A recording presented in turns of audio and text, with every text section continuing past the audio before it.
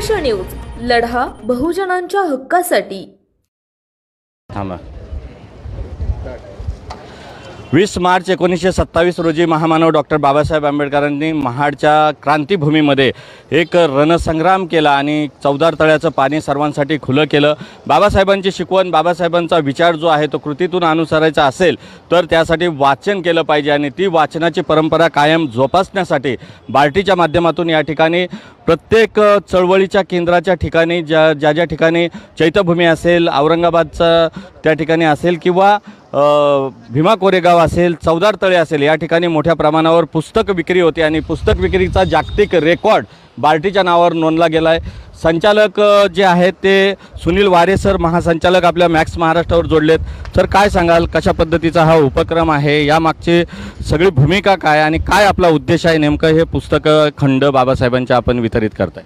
म्हणजे जय भीम सर्वांना, आपल्या दर्शकांना सुद्धा 97वा चवदार तळे संग्राम जो झाला होता त्याच्याबद्दल खूप खूप शुभेच्छा सर्वांना। 20 मार्च 1927 रोजी हा संग्राम डॉक्टर बाबासाहेब आंबेडकर यांच्या नेतृत्वाखाली झाला होता आणि माणसाला माणूस म्हणून एक जी काही हक्क हवेत, जी काही हवा आहे, पाणी आहे, जमीन आहे, याच्यावर जो इथल्या पाण्यावर सुद्धा जो आपल्याला हक्क नव्हता त्याच्यासाठीचा हा यशस्वी झालेला रणसंग्राम होता आणि अनेक वर्ष चाललेला तो रणसंग्राम होता। त्याचाच आज हा एक सेंटेनरी सेलिब्रेशन म्हणून आपण इथं साजरा करत आहोत आणि डॉक्टर बाबासाहेब आंबेडकर संशोधन व प्रशिक्षण संस्था बार्टी पुणे याच्या माध्यमातून आपण इथं बुक स्टॉल आता लावलेला आहे, त्याचं उद्घाटन आता झालेलं आहे। बाबासाहेबांचा जो संग्राम आहे किंवा त्यांचा जी चळवळ आहे ती विचारांची चळवळ आहे आणि ते विचार आपण जेवढं जास्त वाचू तरच आपण ते पुढे जाऊ शकतो आणि बाबासाहेबांनीच स्वतःच एवढं लिखाण करून ठेवलं आहे। अगदी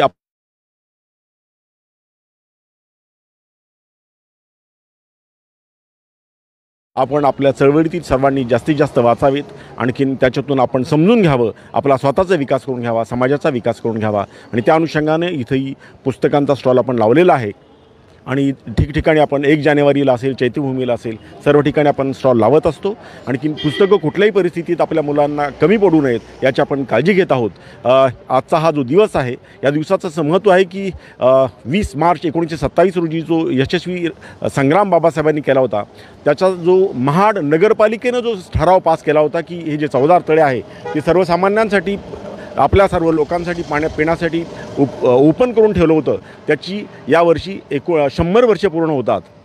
1924 साली तो महाड नगरपालिकेनं डेमोक्रेटिकली इलेक्टेड अशा संस्थेनं, इन्स्टिट्यूशननं अशा प्रकारे ठराव पास केला होता। ही आपल्या देशातली आणि कदाचित जगातली सुद्धा पहिली घटना होती आणि हेच या घटनेचं महत्त्व आहे आणि तो जो काही संग्राम चवदार तळ्यासाठी झाला होता त्याच्यातला हा महत्त्वाचा पडाव होता आणि म्हणूनच या वर्षाचं आणि या दिवसाचं महत्त्व राहतं।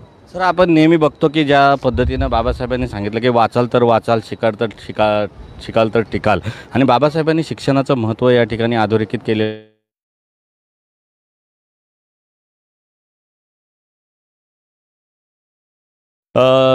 जी भाकरीसाठी किंवा जे भोजनासाठी जी रांग लागते त्या रांगेमध्ये कमी अनुयायी असतात, मात्र पुस्तकाच्या रांगेमध्ये अधिक मोठी रांग असते आणि ती नजर पोचत नाही इथपर्यंत ती रांग असते, त्याबद्दल काय सांगा? निश्चितपणे बाबासाहेबांची चळवळ ही शिक्षणाची चळवळ आहे। बाबासाहेबांचा पहिला संदेश जो आहे, शिका, संघटित व्हा, संघर्ष करा, आणि ते शिक्षण जे आहे ते पुस्तकांच्या माध्यमातून, शाळेच्या माध्यमातून, समाजाच्या माध्यमातून होत असतं आणि त्या अनुषंगानं आपली जे अनुयायी आहेत ते, आणि बाबासाहेबांनी स्वतःसुद्धा एवढं साहित्य निर्माण करून ठेवलं आहे की ते वाचता वाचता आपलं आयुष्यसुद्धा कमी पडेल एवढं आहे। आणि निश्चितपणे आपली जी अनुयायी आहेत, भीमसैनिक आहेत, ते वाचनासाठी भाकरीपेक्षा पुस्तकाला जास्त महत्त्व देतात आणि तेच बहुतेक बाबासाहेबांच्या विचारावर जाण्याचं महत्त्वाचं पाऊल आहे असं मला वाटतं।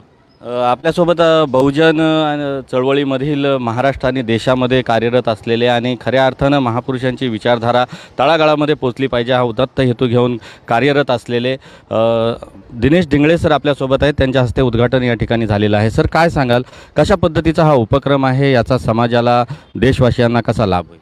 सर्वप्रथम 97व्या महाड चवदार तळ्याच्या सत्याग्रहाला 97 वर्ष पूर्ण होत आहे। डॉक्टर बाबासाहेब आंबेडकरांनी केलेला हा सत्याग्रह आज 97 वर्ष आपण पूर्ण केले आणि या 97 वर्षानिमित्ताने अभिवादन करायला, चवदार तळ्यावर अभिवादन करायला आल्या अनुयायांनाही प्रथमतः मी जय भीम करतो।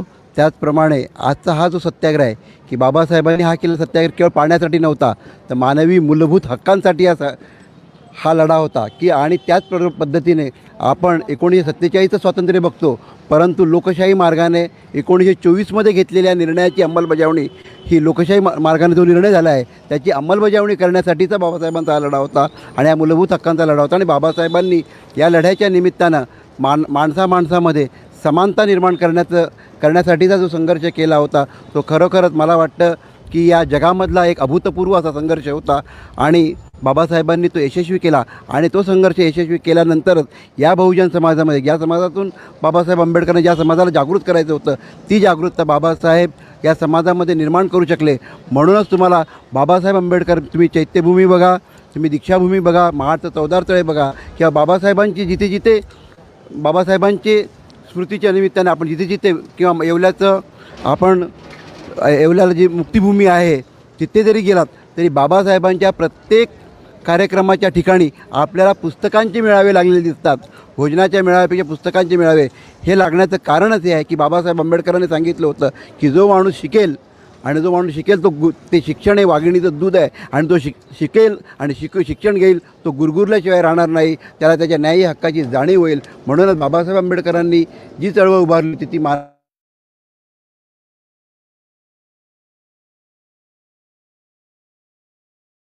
आणि मला वाटतं की नजीकच्या आता या ठरावाला 100 वर्ष झाले आणि नजीकच्या काळात आपण 2027मध्ये 100 वर्ष या लढ्याला पूर्ण करणार आहोत. आणि त्यानिमित्ताने हा जो शैक्षणिक आणि जागृतीचा उपक्रम आहे बार्टी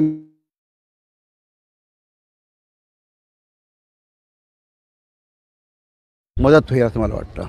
एकूणच शिक्षणाची लोक चळवळ गतिमान होण्यासाठी या ठिकाणी वाचन संस्कृती जोपासली पाहिजे, त्याबरोबरच मानवमुक्तीची ही चळवळ गतिमान होण्यासाठी वाचन केलं पाहिजे असा दिनेश डिंगळे सरांनी महान संदेश या ठिकाणी आजच्या दिवशी दिलेला आहे. सर, काय सांगाल, ज्या पद्धतीनं हे आपण वेगवेगळे उपक्रम बार्टीच्या माध्यमातून राबवत आहेत, आज पुस्तक ग्रंथ विक्रीचा जो उच्चांक आहे तो खूप मोठ्या प्रमाणावर होतो, काय सांगाल त्याबद्दल?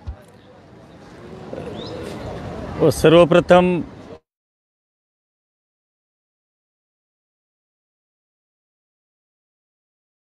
च्या सत्याग्रहाला झाली त्याबद्दल मी खूप खूप शुभेच्छा व्यक्त करतो. त्याचबरोबर काल आम्ही बार्टीतर्फे सर्वात प्रथम आद्य समाजसुधारक गोपाळबाबा वलंकर यांच्या रावढळ गावी जाऊन त्यांना प्रथमच विनम्र अभिवादन केलं आणि त्यांच्या प्रेरणेनं डॉक्टर बाबासाहेब आंबेडकरांनी जो महाडला जो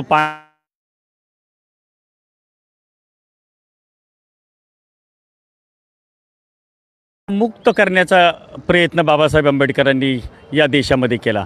सत्याग्रह जगामध्ये अनेक प्रकारचे झाले, परंतु असा सत्याग्रह की एखाद्या मानवी समूहाला पाणी नाकारलं जाणं आणि त्याच्यासाठी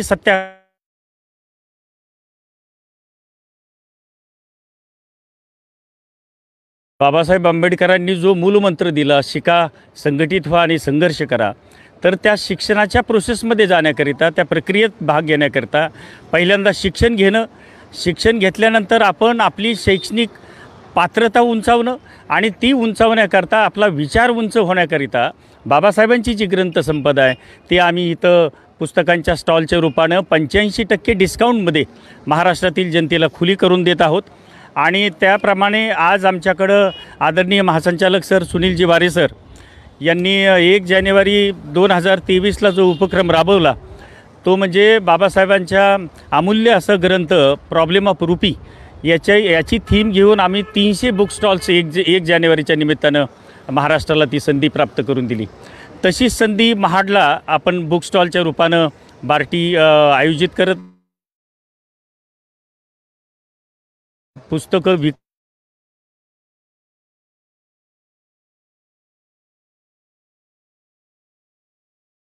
वैचारिक उंची आणि वैचारिक स्तर देखील उंचावतो. जगातील एकमेव महामानव डॉक्टर बाबासाहेब आंबेडकर ज्यांनी स्वतःला राहण्यासाठी नव्हे तर ग्रंथ ठेवण्यासाठी दादर येथे राजगृहाची निर्मिती केली होती. बाबासाहेबांनी शिक्षणाचं महत्त्व सांगितलेलं आहे. शिका, संघटित व्हा,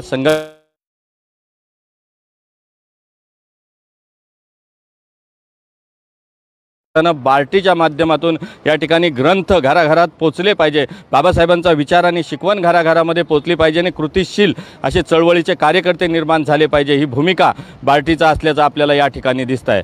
मॅक्स महाराष्ट्रासाठी धम्मशील सावंत,